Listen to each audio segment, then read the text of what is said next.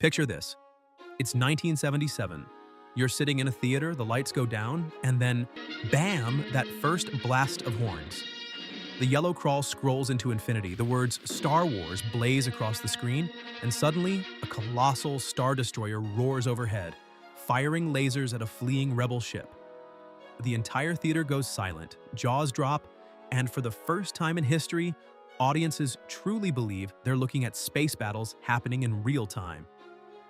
Now, here's the kicker. None of it was digital. No 3D render engines, no massive CGI servers, no real-time compositing. Everything you saw on that screen was either built by hand, shot with practical models, painted on glass, or physically puppeteered. It wasn't just an artistic choice, it was the only way Star Wars could feel real. And even as early computer graphics started creeping into Hollywood in the early 80s, George Lucas and his team didn't abandon the analog methods that defined their galaxy far, far away. While other films experimented with clunky digital effects, Star Wars doubled down on practical craftsmanship. The result? A trilogy that looks and feels more believable today than some blockbusters made 40 years later. So, why did Star Wars refuse to go digital in its golden era? Let's break it down. Today, visual effects are dominated by CGI. A spaceship chase can be done entirely on a laptop if you've got the right skills and patience. But rewind to the mid-70s, and digital effects were practically science fiction themselves. Computer graphics had barely left the lab. The most advanced use of digital visuals in cinema before Star Wars was probably the vector graphics-style computer readouts in movies like Westworld, 1973, or the wireframe Death Star plans in A New Hope, which, fun fact, were cutting-edge tech at the time. Digital rendering couldn't simulate realistic lighting, textures, or movement. Characters made with CGI looked like stiff wireframes. Entirely digital scenes simply weren't an option if you wanted your audience to believe what they were seeing. George Lucas was dreaming big. He wanted massive space battles, alien worlds, lifelike creatures, and an entire galaxy with history, grit, and weight. The tech just wasn't ready to do that digitally. But even when small digital effects became possible in the 80s, Lucas and ILM stuck with physical models, matte paintings, stop motion, and puppetry. Because digital back then wasn't just expensive, it was fake-looking. And the last thing Lucas wanted was a movie that felt like a cartoon. Star Wars wasn't about clean, shiny sci-fi. It wasn't trying to be a sterile vision of the future like Star Trek or 2001, A Space Odyssey. Lucas wanted a used universe, a galaxy that felt lived in. Ships had scorch marks and scratches, droids had oil stains, stormtroopers had mud on their armor.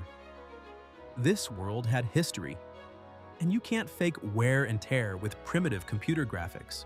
You can't make a rusty X-Wing with a mainframe from 1976. You need real metal, real paint, real textures that interact with light in natural ways. That philosophy defined Star Wars, and it was only possible through practical craftsmanship.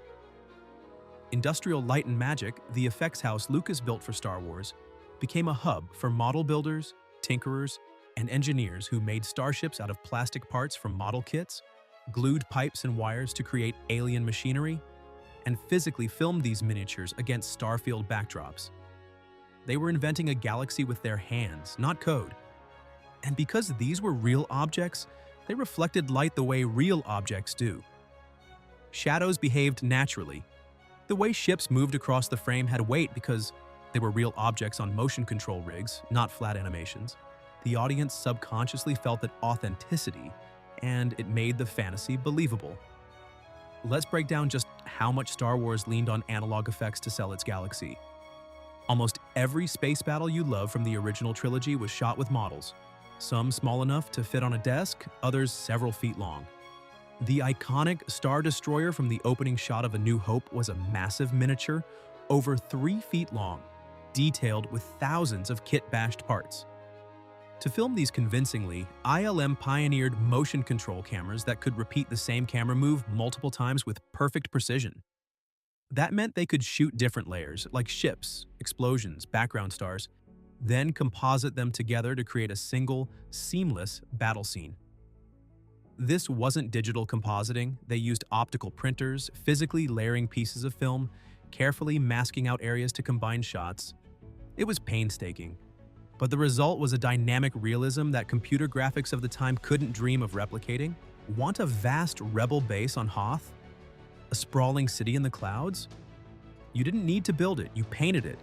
Artists hand-painted huge, detailed landscapes on glass and lined them up with the camera so that actors seemed to stand inside these impossible locations. And here's the magic.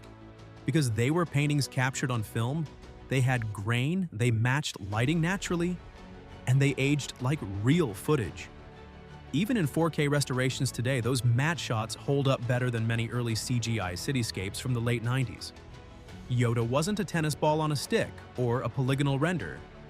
He was a complex puppet controlled by master puppeteer Frank Oz, who gave him a soul through facial expressions, subtle movements, and a real physical presence for Mark Hamill to interact with. Jabba the Hutt in Return of the Jedi? That wasn't digital either. It was a massive puppet operated by multiple people, sweating inside the set, making this disgusting slug creature come to life. No one had to pretend Jabba was there. He was gross, and he felt alive. And because these creatures existed on set, actors gave more genuine reactions. You can't beat real eye contact with a puppet that actually breathes and blinks. Some people ask, why didn't Lucas push early CGI into Empire Strikes Back or Return of the Jedi? Wasn't he a tech visionary? Sure, Lucas wanted to push technology. He even funded early computer animation research. But look at what early CGI could actually do at the time. Movies like The Last Starfighter, 1984, and Tron, 1982, were groundbreaking experiments in computer-generated visuals, but they looked flat, plastic, and video game-like. The tech simply couldn't match the rich, textured reality of physical miniatures and models. Lucas wanted audiences to lose themselves in the illusion. And he knew that if the seam showed, if a space battle looked like a cartoon, the magic would break. So, despite being obsessed with tech, he chose practical effects because they were still the best option for creating a believable galaxy. One of the biggest advantages of practical filmmaking is interaction. When Mark Hamill sits in an X-Wing cockpit, the blinking lights are real. When Harrison Ford runs through a Star Destroyer corridor, he's ducking real bulkheads, slamming real buttons. When Carrie Fisher looks into Chewbacca's eyes, there's a guy in a 7-foot-tall costume giving her a genuine emotional performance. Compare that to the prequel era, where actors stood in big, green rooms, surrounded by nothing but placeholders. They had to imagine entire cities, armies of droids, alien creatures that weren't there yet. It made performances stiffer, less reactive. Even the actors have admitted it was harder to connect emotionally. Practical effects made Star Wars a tactile experience not just for audiences, but for the cast.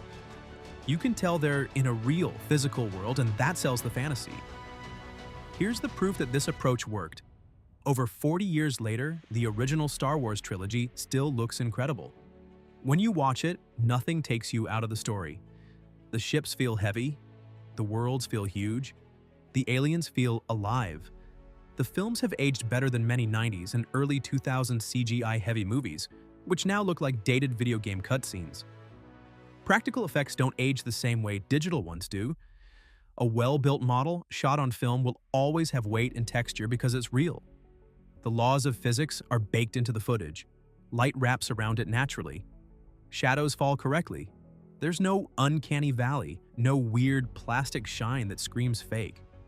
Even today's biggest filmmakers, guys like Christopher Nolan, Denis Villeneuve, and yes, the new Star Wars shows, lean on practical sets and props whenever they can, because digital can't fully replace what's real.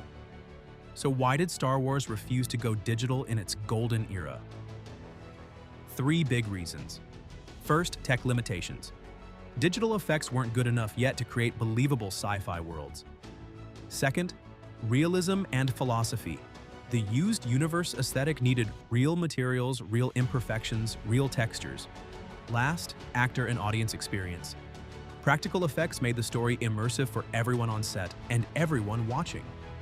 George Lucas wasn't anti-digital forever. By the time of the prequels, he embraced CGI because it had evolved to the point where it could handle big, complex scenes. But in the golden era, his focus was on believability. He wanted kids and adults alike to feel like this galaxy could really exist. And for that, he needed something you could actually touch, light, and film. In a way, Star Wars succeeded not because it was futuristic, but because it was physical. Every dented droid, every scratched hull plate, every rubber mask and real explosion told your brain, this world is real. The magic came from tangible craftsmanship, not just imagination. And decades later, that choice has paid off. The original trilogy feels timeless because it's grounded in reality. It's not a digital dream, it's a galaxy that was built piece by artists and engineers with glue, paint, lights, and cameras. That's why Star Wars refused to go digital in its golden era. Because the best way to create an unforgettable fantasy is to make as much of it as real as possible.